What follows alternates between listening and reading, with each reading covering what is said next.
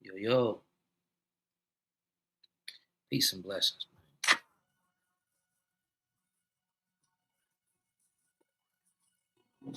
It's your player partner, Bobby WAJ. Coming at you yet again with another live broadcast. Let's get this camera right. There we go.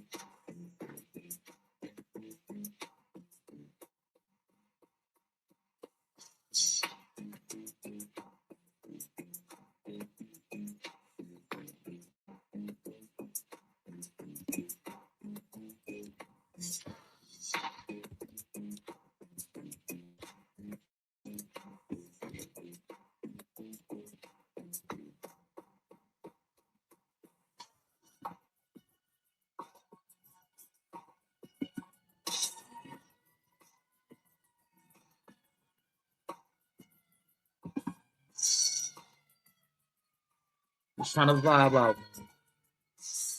My partner, my partner passed away a few days ago. I just found out about his passing shortly before I would clock out from work. You feel me? So just vibing out. You know what I mean? Just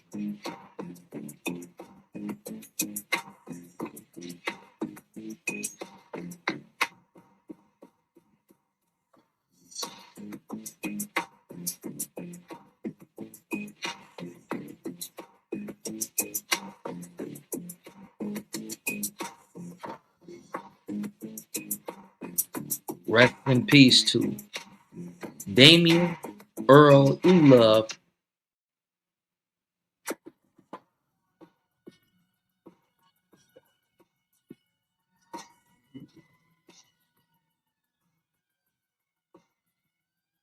Multi-platinum producer who was very instrumental and influential in the beginning stages of the hip hop GOAT LL Cool J's career. Rest in peace to my partner E Love, man.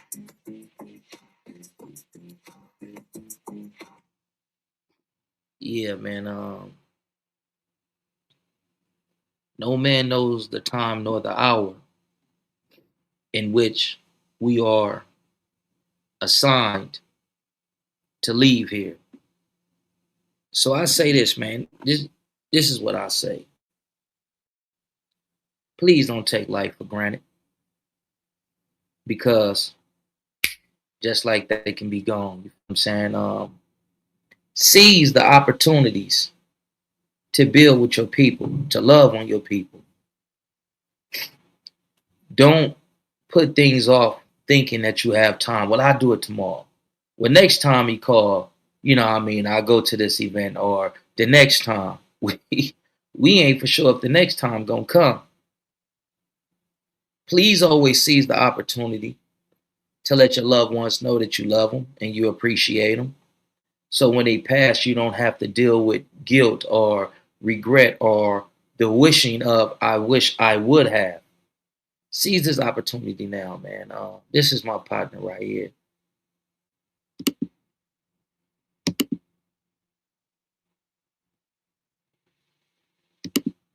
This is my partner, E Love, man. For those of you who don't know, E Love is the sign, the symbol of Public Enemy's ensemble. That's E Love. A lot of people thought it was a cop and this, that, and third. No, it is my partner, Damien E Love. Rest in peace, King. You will be missed. A lot of people will remember you for being a hip hop legend, a hip hop great, a multi platinum producer, and being instrumental in starting or assisting to jumpstart the careers of individuals like Tupac Shakur. I hate that you had to pass for individuals to give you your recognition and give you your flowers. They know you for doing music. I know you for being an advocate, an activist. I know you for supporting me in my time of need as I fought a corrupt system to liberate my kids from DCFS, and just being a mentor, being an older brother, being an inspiration, and keeping me on track when my thoughts were deviating. I thank you. I appreciate you, brother, and I love you. And words can't express the gratitude that I have in my heart for you, brother. Your departure is one that's going to touch a lot of people. This is my partner, man. My partner, E Love. So I just want to take a moment to, just honor this brother. Take a moment of silence.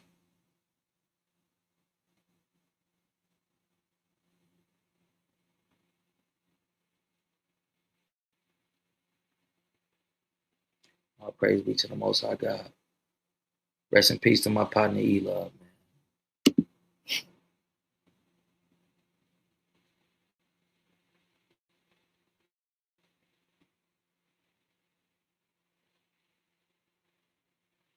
Hip hop legend.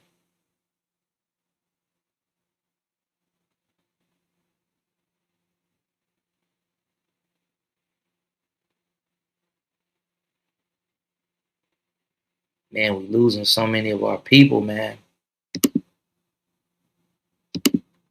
We losing so many of our people. We need to seize opportunities to love on one another, to give compassion, forgiveness, love, care, and all these other amazing things that we are notorious for not extending to ourselves and our own people. But without further ado, man, we're gonna get into this content.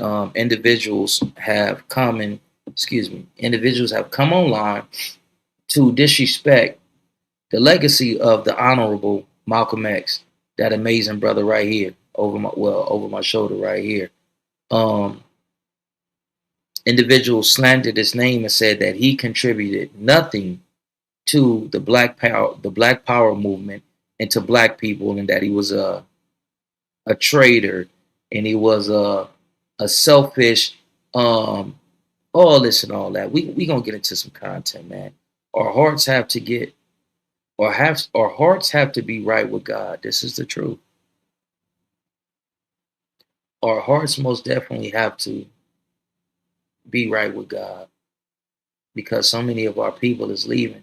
You know what I mean? So instead of us being so inclined to beef with one another, and have fallouts with individuals, and engage in these battles, beefs, fights, and all that, man, we got to start bringing the love, and like the Queen say, get our hearts right with God, man, because we never know what tomorrow gonna bring. Lynn Young says time is running out. It is. It seems like, for me, it seems like once 2000 hit, man, time started flying by. Once we got into 2010, oh man, it was supersonic. It was flying by. We're today's the 19th, depending on where you're viewing this from. You know what I mean? Today's the 19th or the 20th if you're on the East Coast, and potentially the Midwest. This month is gone. We just started the year. This month is nearly gone. It's like time has been accelerated. Remember when we was kids, and it seemed like we was waiting an eternity for Christmas to come around. Seems like we was waiting an eternity for summer vacation. Now that shit is a blur. 1 year down, 10 years gone. We're like, damn, what that time went? In certain situations and cases, it didn't pass you by. You can't get it back. Some people try to recapture that feeling of specific years by listening to certain music and reminiscing, and you know what I mean? Like once it's gone, it's gone. The most precious thing that you have in this life is time. Because once the time is gone, you are gone. So let's start properly managing our time. Let's start really appreciating the time that we do have here. Man, my partner E Love, man.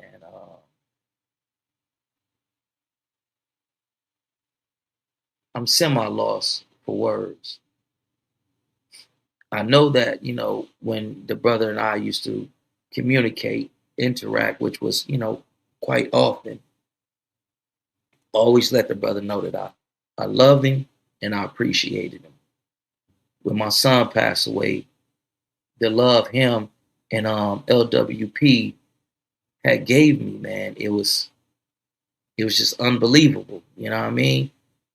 Him trying to get my other boy and take him to the BET Awards, introduce him to these celebrities and these rappers to get him out of the projects.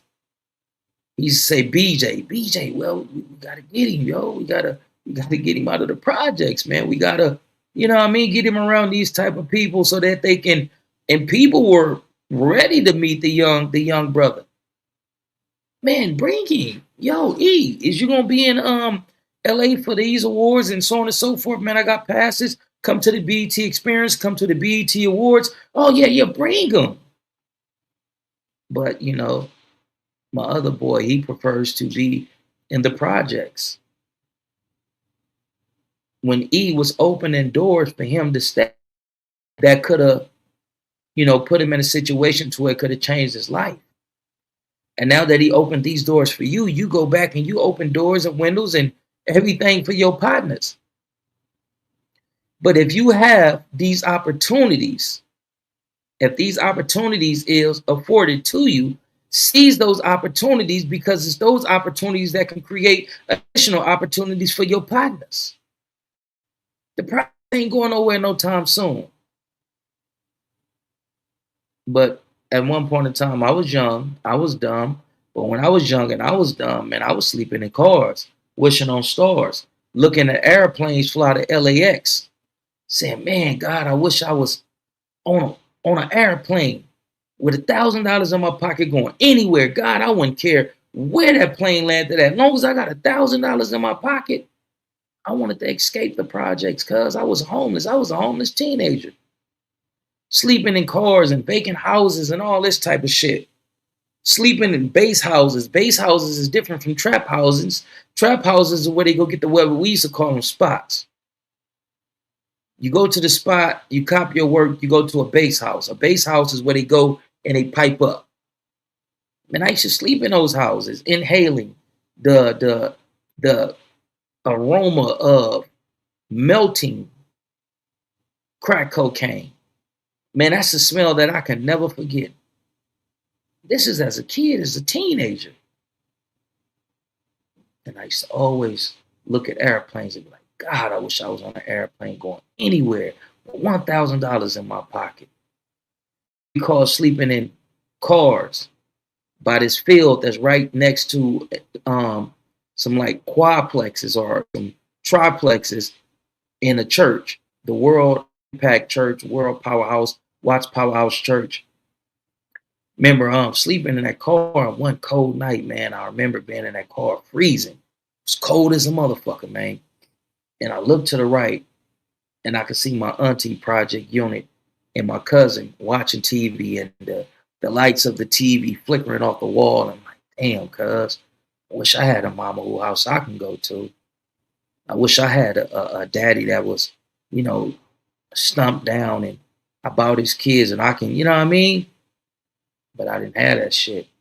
I know I deviated and digressed into something else, but young people, man, I know that you're looking for an identity. I know you want to be something or someone of value.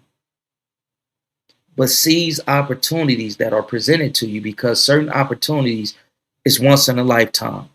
Once you don't seize those opportunities, you will never get them again. Don't be afraid to get up out of the hood for a duration of time so that you can go and prepare something of value for your loved ones, for your partners. Because it may be you that God used to open doors, windows, and create opportunities for the individuals who can't see outside the hood. God may take you out of the hood to make them aspire to think and desire to be out of the hood as well. Somebody got to be an example. But we're going to get into this content, man. I appreciate you all for listening to me, man, with the passing of my partner, E-Loves. Damn. I wish that I would have had to seize me. Now I'm talking for me. I wish that I would have had the strength to fight and push through my deep state of depression and go to these events. Man, yo, BJ, man, come here, man. Like, let's go here, man. I got these people. You don't have to, yo, it's all on me, yo. Amazing brother, man. Remember the first time I met him and LWP tried to feed me. Don't eat. If you don't eat, man, you don't have to worry about nothing, man. I got everything, man. Don't worry about nothing. Order whatever you know what I mean? Because you know he was New York, so he had that New York swag and accent, you know what I mean? But from that day forward, man, me and E was like this. And I thank God for E, and I thank God for LWP. I thank God that E stepped up and helped me fight for the liberation of my kids from DCFS, writing letters.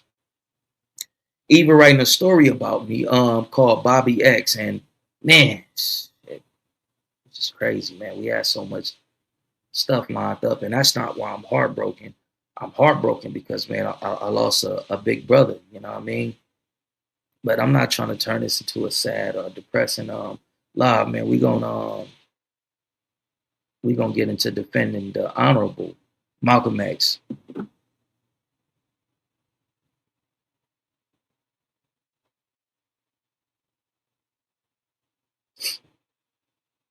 Appreciate you all for the condolences as well.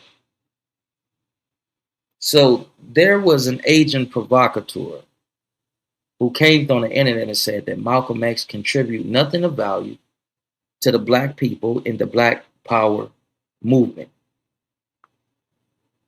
So the question was, did Malcolm X educate world leaders about the injustices that was going on in America against African Americans? And what came back was a resounding yes. During the last years of his life, 1964 to 1965, Malcolm X engaged in a concerted effort to internationalize the struggle for black equality in America, specifically educate African and Middle Eastern leaders about the systemic racism, violence, and human rights abuses faced by black people in the United States. His efforts aim to shift the focus from civil rights, a domestic issue, to human rights, an international issue that could be brought before the United Nations. Malcolm X knew that we would get no true justice inside of the United States of America. But they say that this brother was selfish. Well, this selfish brother went around the world getting people to consider themselves allies, advocates, and activists on the behalf of African Americans. You name another brother that did that. I'll wait. Since everybody got some disparaging, disrespectful, belittling, degrading shit to say about Malcolm X, you let me know what the individuals that you venerate has done for black folks.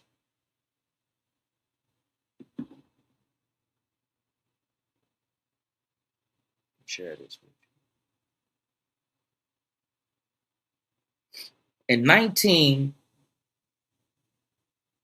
the 70s, but they kicked it up into high gear in 1984, and then again in, I believe, April of 1988.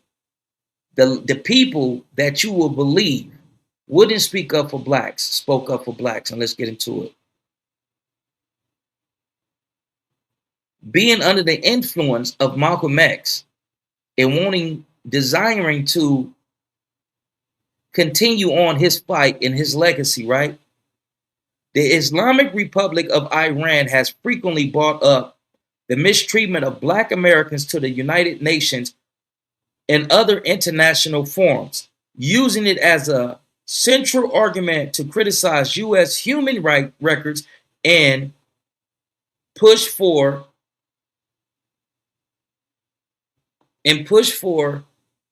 the acknowledging of rights, human rights for African Americans. Notable events. In 1979, the hostage situation. During the early days of the Iran hostage crisis, Ayatollah Khomeini ordered the release of Black American hostages along with women shortly after the U.S. Embassy was seized in November 1979, specifically citing solidarity with oppressed minorities in the U.S. I got an article that I want to read to you all real brief. We're going to make this brief. Iran on African Americans. Beirut, Lebanon. Iran said September the 14th it has founded an international committee. These people love Malcolm X.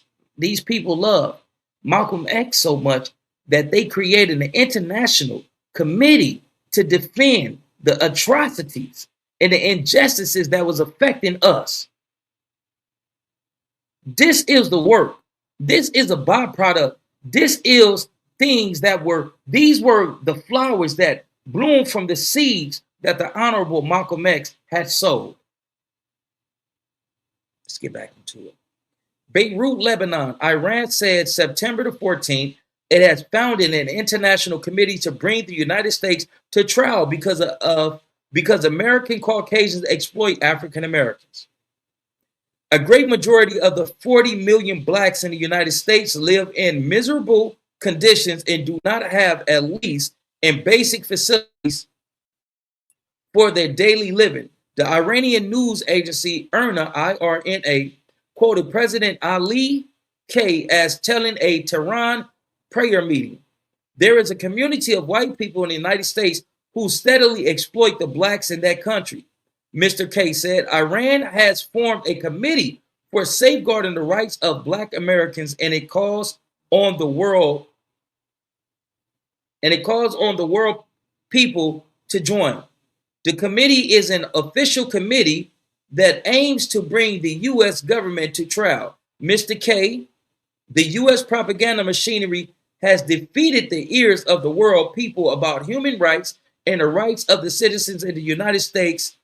Erna quoted the Iranian president as saying, but you know what they teach you? The Iranians, yes.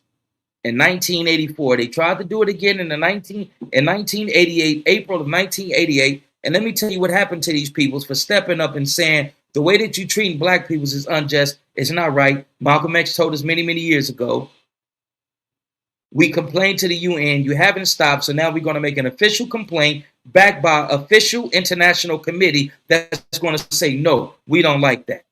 We're not standing by that. You need to treat the Black people fairly, justly. Let's get into this right here.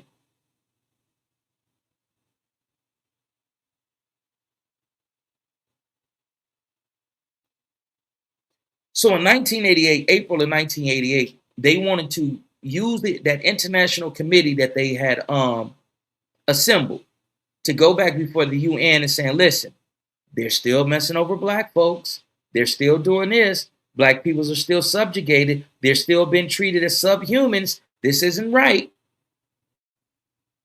The United States accidentally shot down Iranian Flight 655 on July the 3rd, 1988, when the guided missile cruiser USS Vesines mistakenly fired two surface-to-air missiles at the Airbus A300 over the Persian Gulf, believing it was an Iranian fighter jet, killing all 290 people on board. The day was July the 3rd, 1988. Aircraft Iranian Air Flight 655 and Airbus A300. Location, Persian Gulf over Iranian territorial waters. Cause, the USS Vesines mistook the civilian airliner for an attacking Iranian F-14 Tomcat fighter during a heightened tension of the Iranian-Iraq war, firing missiles after failing to receive a response to warning sent on military frequencies. Them trying to fight for you, for your black ass, that don't appreciate the sacrifices of the Honorable Malcolm X, Martin Luther King, and a slew of other people who gave their lives so that you can sit home and do whatever it is that you're doing at home. They told them, oh, y'all want to play with us?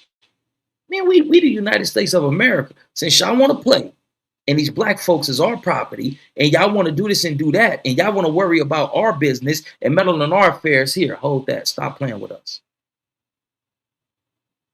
This international committee, they wanted African American leaders to come and speak before the UN and talk about how we were improperly treated. None of these religious leaders, none of these black ethnic leaders, no leaders of the community, nobody wanted to step up and go over there and say, yeah, they was treating us fucked up. But when America said good boy, attaboy, here goes some money, everybody had their hands out. Jesse Jackson, Al Sharpton, so many. What year was that? This was in 1988, July the 3rd, 1988, when they were filing and trying to make an official complaint. This was in April 1988.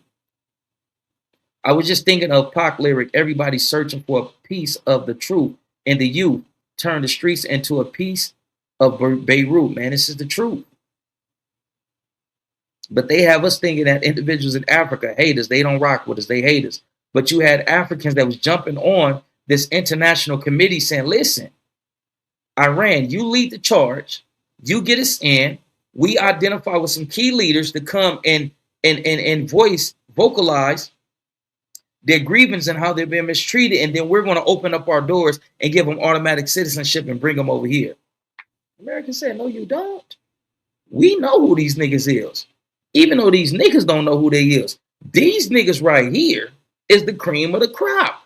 You ain't taking our niggas. It's kind of like a relationship where America don't want to treat you right, but they don't want nobody. They don't want to see you with nobody else that will treat you right because they know your value. They know that if you get in the right atmosphere around the right people, that you're going to thrive and that you're going to be put in a position within 10 years of you all coming together, loving on each other, bringing unity, getting on one accord, you'll be running the world because everybody's going to come to you. Everybody's going to want you to give them value. Everybody's going to seek your praise, your recognition. Everybody's going to want to be in your graces and your favor. America know this, and this ain't a hate speech against America, none of that. The politicians that were governing America at that point in time is different from the politicians that's attempting to govern America right now. America is divided. And within this division of America, a type of government is about to manifest. We don't know if it's going to be the Republicans and them creating a new, stronger political party, or if it's going to be the Democrats and them creating a new, stronger political party. We don't know, but we know that it's some changes coming. But this is the thing. What side of history would you be on? Because the changes is coming. It's inevitable. Do I see the Democrats and the Republicans reconciling? Hell no. Fuck no. They tired of being two wings on one bird. They saying fuck that. We want to drive the car.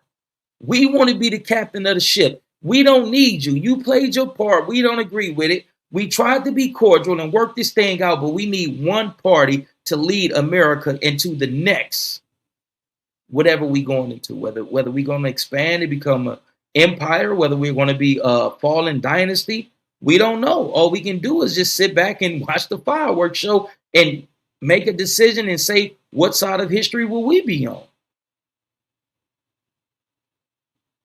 Let me see if there's anything else I got.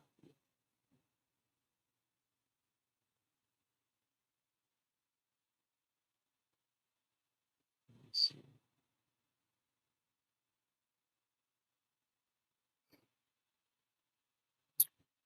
In September 1984, then Iranian President Ali Khamenei announced Iran formed a committee to protect Black Americans' rights and called for an international group, framing it as a way to bring the U.S. government to justice for mistreating its Black population.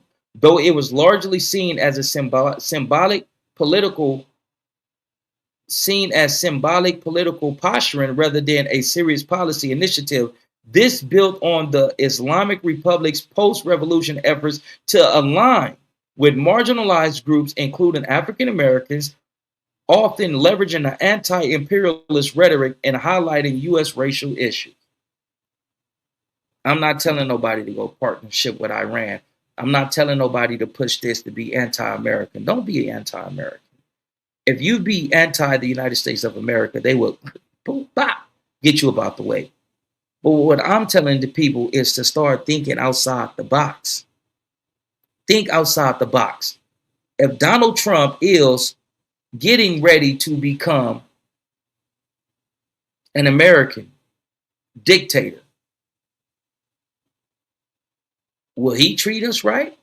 Would he subjugate us and begin to treat us poorly? And just say if he did become a dictator and he started running all this shit, once he's dethroned or he passed on or he is removed or relinquished that leadership position, how would the next people treat us? How would the next party? How would the next dictator? How would the next president treat us?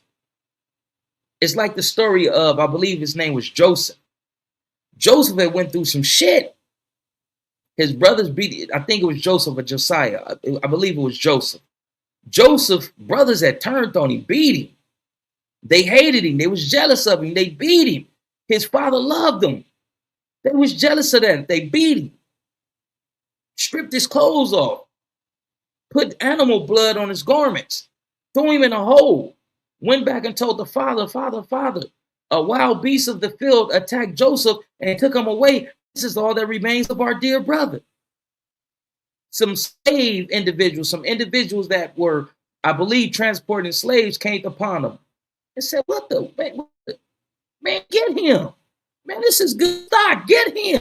This is we ain't have to run and chase him. He ain't committing no crimes. Man, we need him. Get him up out of there.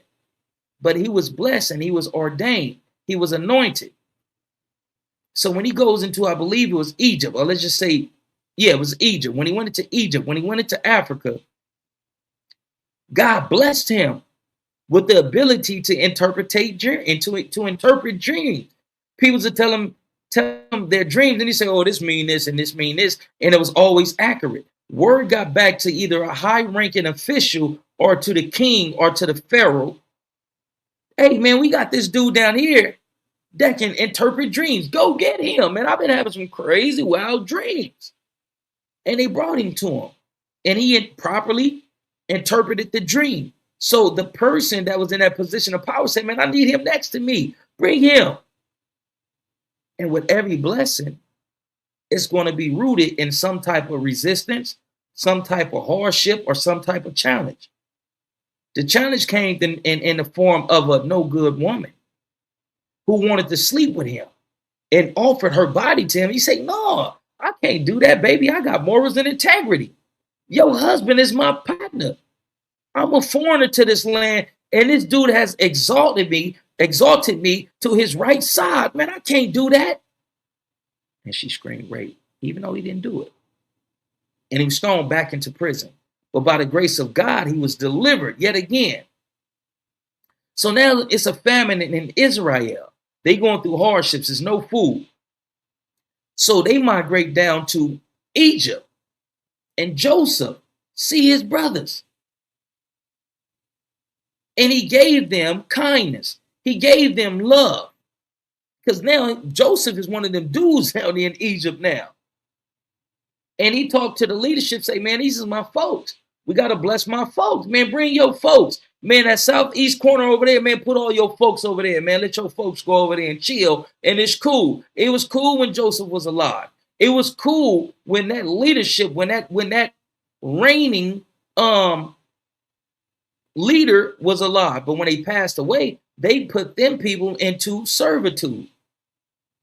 the Israelites became slaves to the Egyptians. How do we know we won't be hoodwinked and bamboozled when everything play out the way that it's going to play out? So we need to start thinking about where can we potentially go to? Where in Africa can we go to? They say that our population here in America is 42 million. But when I just read this article, it said that we were 40 million over 30 years ago. So we only increased 2 million. I don't believe those numbers. But let's just say out of the 42 million of us, 2 million of us pick a place in Africa to go to and set up businesses and buy land and set up a community. Don't you know, overnight, that country in Africa that will receive us and don't try to mistreat us, don't you know their country transforms and becomes top 10 of the strongest countries in the world? Just by 2 million of us migrating there. All it takes is 2 million. If 100,000 of us go there, it'll change their economy significantly. But if 2 million of us migrate there, that country, the structure, the buying power, the economy of that country transforms overnight. Trump's plan is to label all gangs into domestic terrorists and strip their constitutional rights. I agree with you. And he has a prison, the super prison down in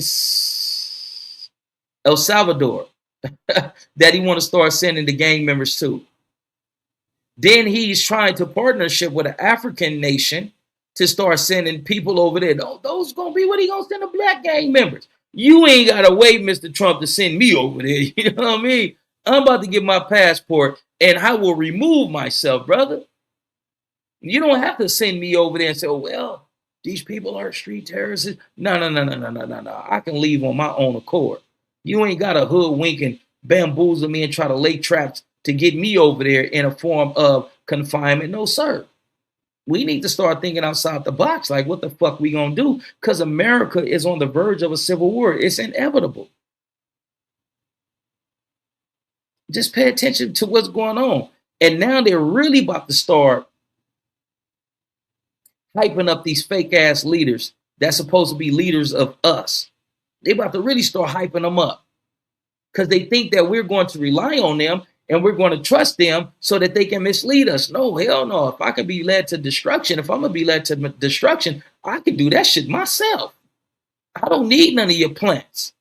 I don't need none of your fake ass leaders that you're putting in a position of power, that you're giving social media relevance, that you're giving finances to.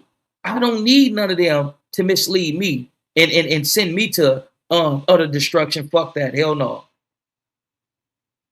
We need to start thinking about where we can go, who would receive us and not try to subjugate us. Who will receive us and not start dealing with emotions, jealousy, and all this and all that, and will let us come over there and respectfully operate in a manner to where we can enrich the economy. Who will let us come and be great? That's smart. But they reported that our kids are having less kids nowadays. Thoughts on it? Yeah, I mean, shit, these sisters want to have all these motherfucking abortions. That don't make no sense, but we still, listen, man, we still then grew over 2 million within the last 20 to 30 years. There's no doubt in my grandfather's word, there's no doubt in my military man. So in over 20 to 30 years, we only grow by 2 million? I don't believe that. Wars and rumors of war, as Jesus said, you are absolutely right, Queen. Black women aborted, damn, 22 million black babies. God damn. That's why our population is stuck at 42 million. What the fuck? That's a genocide. Some countries in Africa are more racist towards FBAs than Americans. Some countries in Africa is more racist to their own people than the colonizers. Just like here, you got these Uncle Tom Sambo motherfuckers that hate us more than the white supremacists hate us. It's the same thing going on in Africa. Not all African countries hate us, because if they did, then you wouldn't have brothers like Patrice Lumumba. that sacrificed and was taken out because of his love for us and trying to connect us. And it was other African leaders as well. Now, now Ibrahim Traore may be one of those individuals who may love on African Americans and say, "Hey, get your black ass over here and let's build this super nation." You know what I mean? So that right there, that's kind of like a fallacy. That's a myth. You have individuals in Africa that they call Negropeans that act more European than they do African. We got to stop following. We got to stop falling for the subterfuge. I just read you an article where the African nations was coming together with individuals from the Middle East to create a committee to fight for our liberation, to fight for our human rights. But I hear you, my brother, and I'm not disrespectfully disagreeing with you. It's all out of love and an abundance of respect. They manipulated our women with the feminist movement. I totally agree with you, G Traco. You are absolutely right. On my mama, you right. But we play a part in that too. We can't expect these women to be producing these babies and they gotta take care of these babies alone. Hell no, they need men in the household. They need working men who are providers and protectors. If we got in these households and got the fuck up out of these streets and out of these prisons, and we told our women, we need y'all to start producing more babies, they'll start producing more babies. If the qualified men of us amongst us begin to unify and create a strong economic system in our communities, we can tell the sisters procreate, have more babies. If the father decides to be a coward and leave, don't trip. Our economy is so strong in our community, we can adopt that baby and make sure that that baby is cool. That's what other countries and other nations and other ethnic groups do. They want their women to procreate. I just showed you a video about these Jewish people who were having 8 to 18 kids. And they say, well, the God tell us to be fruitful and multiply, and we do. We need to be fruitful and multiply. But we can't leave these women at home to be mother and father or attempt to be mother and attempt to be father. No, that shit ain't cool. It ain't right. There's nowhere to run to. Everything that's going on is part of biblical prophecy. You are absolutely correct, Lynn Young, because even in the Bible, it says that mighty man shall run to the mountain. When it's talking about mighty men running to the mountain, fleeing to the mountain, just like a lot of these mountains have bunkers. They drill down and they create, the not a tunnel, but these not a hole, but these interest points in the mountains to where when shit go all the way bad, they're going to go to the mountains. When they went into Afghanistan, they were dropping them things. They was dropping them things on the mountains because there's bunkers in the mountains to where they go and they drill down and have these interest points to go all the way down. So in the Bible, it says that mighty man shall run to the mountains and say, hide me from the wrath of the Lord. And the Most High God shall grab the mountains and throw them into the sea. So you're right. It'll be no place to run to. Feminism was and is a just cause, but was subverted by the government like any other government. Great says, not at all. I didn't say all. I could name a few. Most definitely, my blessed brother. G. Traco says, since 1975 to current time, think about how many babies that would have come from 22 million. God damn. That's crazy. Let me highlight what the brother said. I know people personally who have been there, bro. I get you. I'm not, trying to, disrespect you or, aggressively disagree with you and nothing like that, brother. I mean, I currently have people that's in several countries in Africa. There are some countries that they don't mistreat you, but what they do, they treat you like a tourist. So if this thing right here is, let's just say, the equivalent of $5, they're going to tell you, well, it's $20. You know what I mean? It's that type of thing. They feel like all Americans got money and all this and all that and so forth. But I feel what you're saying. There is some nations, there is certain tribes, there is certain cities, there is certain countries in Africa that don't too much fancy African Americans. But there are those Africans who acknowledge and who believe in Pan-Africanism that sings your praises. We can't say that the mass majority of them don't like us. These are the people that's in affluent position. These are the affluent people. Oh, the African Americans. I don't like the American boy. Oh no, the American boy. I don't like the smell of the American boy. Those people are lazy. Yeah, there is those out over there. But for the people that's in the streets, for the people that's coming from these destitute communities, they say we love America. I love Tupac. There's a gang over there that's named after Tupac. Everything that we say is hip, is hot, is trending, is popular. They're doing the same thing. There's a whole drill movement over there that's now pushing BD. There's a whole Crip community over there in Africa that's pushing Crip as if they are as if they hail from South Central, Watts, Compton, Long Beach, so on and so forth. But you know, I'm gonna read 5 more comments and I'm gonna get up off this thing. Grandparents had. What about when Marcus Garvey took all those brothers and sisters back to Africa and they went to, I believe, Liberia, and they thrived. They were embraced. They thrived. They started businesses, and none of them wanted to come back. They started communities over there, that's successful communities, and didn't deal with racism or prejudices and so on and so forth. So there is an example of individuals that went back and were able to coexist with our African folks over there. Our grandparents. Hold on 1 minute.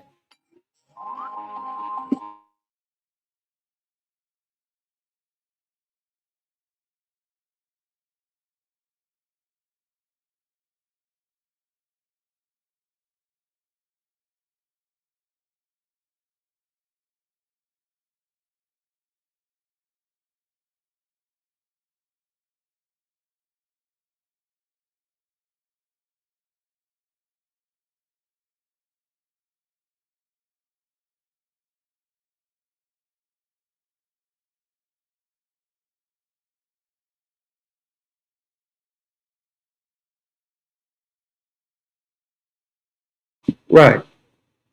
Man, I'm pissed off, man. Right. I'm pissed the fuck off. These motherfuckers, fake ass Black Panthers, they downtown LA with the motherfucking heights, protecting the Mexicans. But there was nowhere near the Merck Park, bro.